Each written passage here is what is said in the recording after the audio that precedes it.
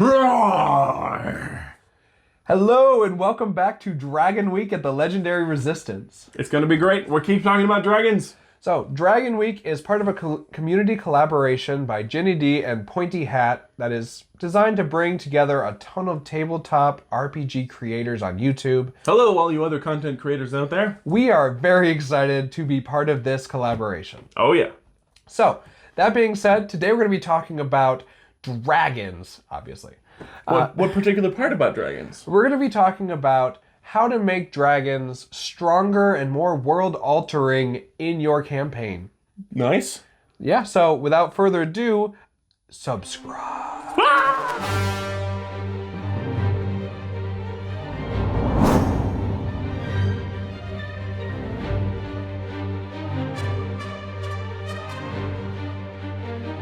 So, dragons. If you put a dragon into your world, it could be one dragon, it could be two dragons, and it could be hundreds of dragons. Dragons are innately hugely magical creatures, so you gotta know the impact of what a dragon would be. If you watched our previous video, then you would know that dragons in general have been buffed in the new edition. So if you're using that, already a great start. However, you have to decide whether your dragons are going to be more like Skyrim dragons, where you're wandering around the world and there are wild dragons flying around that are just kind of like beasts that'll come attack you. Yeah, randomly flying down and be like, I'm going to attack you now. Nah.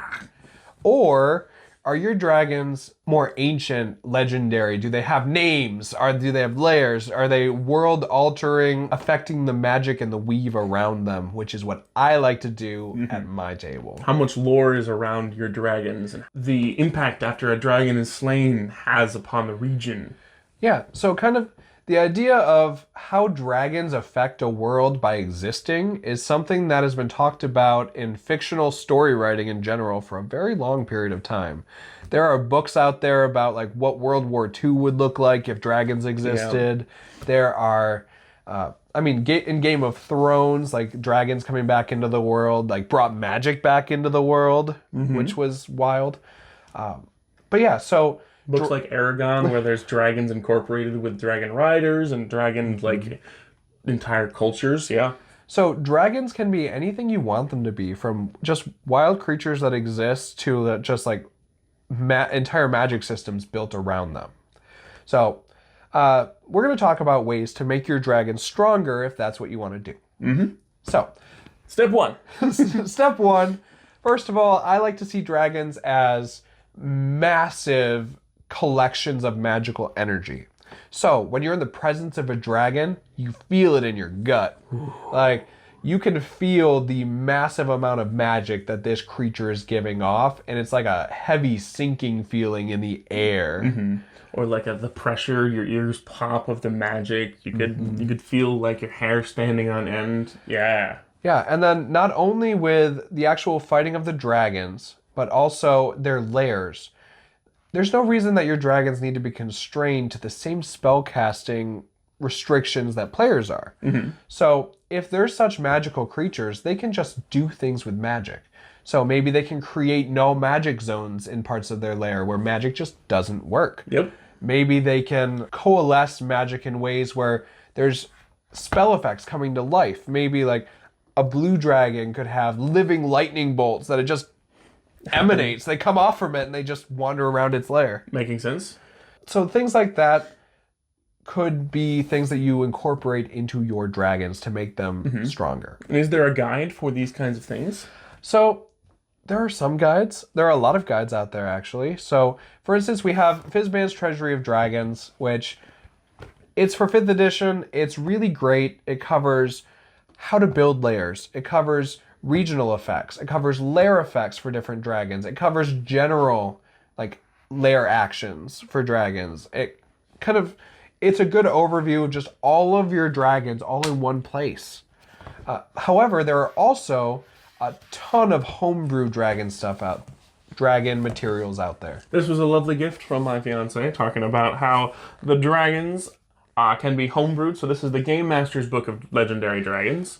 It covers a lot of homebrew dragons and effects that they have on a land, different large creatures, different stat blocks, different layer actions, different all kinds of really fun things where you can incorporate into your world and take inspiration from, or just run this as a one-shot. There's all kinds of cool, fun stuff you can do.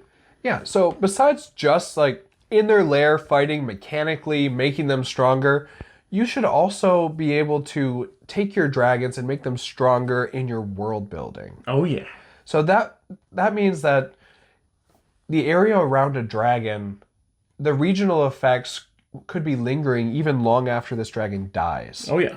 Like So- if a lightning dragon died in a lair, it's still, the clouds might have dissipated and become less powerful, but storms still occur frequently, stuff like that. Yeah, or maybe there's like a northern town that lives in like the Arctic tundra, and the lore of the world is that there's an ancient red dragon slumbering deep beneath the ground of this town, and it keeps the town warm. So it's cold all out away from the town, and people could die from just the sheer Severe cold. weather, yeah. But it's always warm in the town, and if your players were to encounter and kill this dragon, maybe the town would lose that ability. Right, and it just dissipates slowly, so you come back to the town and it's like less warm and getting colder by the day. Yep. Or kind of a side story from one of my old campaigns is I had my players literally go into the lair of a known to be dead ancient dragon. So this was an ancient black dragon that was known to have been defeated in the past. But the lingering magic in its lair from its sheer amount of magical prowess had a whole bunch of cool magical puzzles and like obstacles they had to overcome. They also had to fight anything that had taken up residence in its lair in the time that it had been dead. True, delvers or even like creatures that were exploring because the thing was dead. Nice. And when they finally got to the center of its lair, which was kind of the center hub of its magic, they could still feel that magical aura in their gut and the sheer memory that the magic had of the dragon existing brought the bones of this dragon back to life, and it became this like bone dragon golem that they had to fight. Nice. That was literally just the magical memory of this dragon incorporating into its bones, and they had to fight it. The aura of the dragon that would attack anything that came into its lair. That would make sense. That's awesome. So things like that, where it's just a lingering remnant of the magic that this dragon wielded, it's just so fun. Oh, yeah. Like making your dragons stronger, making your dragons more like present, even long after they're dead. It's just so fun. Oh, yeah. You can have like a whole lot of lore behind good dragons and bad dragons throughout, not even just layers. You can have them be in the world, talking about like an ancient dragon that once saved the town, or an ancient dragon that once raised the town and destroyed everything, and the town has vowed vengeance. So there's all kinds of fun things you can do with the thematicness of incorporating dragons into your world. Yeah, so dragons are just a really cool monster in general. They can be anything from just a difficult fight that's really fun and thematic to just absolute major characters, almost deity level characters in your world. Whatever it is you want to do with dragons, you have all kinds of content that you can go to make your dragons whatever you want them to be. Oh, yeah. If you have any questions or things that you're searching for advice, we'll comment back on you. If you comment and subscribe down below, you don't have to subscribe, but if we'd like you to. But if you comment below, we can talk to you about different advice, bounce ideas off of, anything like that. We also want to hear about what your favorite dragon encounters have been. Oh, yeah. And also, what are your favorite dragons in fictional lore in general? What's your favorite dragon system? Yeah. Anyway, we'll see you in the next video. It's Dragon Week. Let's go. We'll see you again.